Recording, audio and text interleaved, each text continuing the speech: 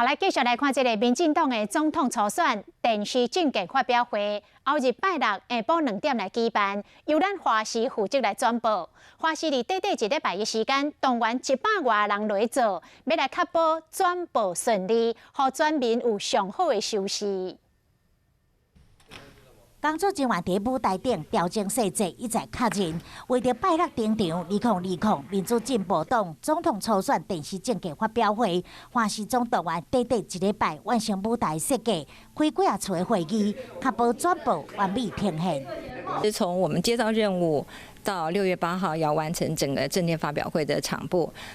只有1个星期的时间。 把初选当作是总统选举规格，伫镜面上连手机老师的背景拢有考虑到，配合手机老师深色西装，最后定调是朴色的。若是辩论的主舞台细节嘛袂少。因为赖清德跟蔡英文有身高的差距，所以我们特别准备了脚踏板，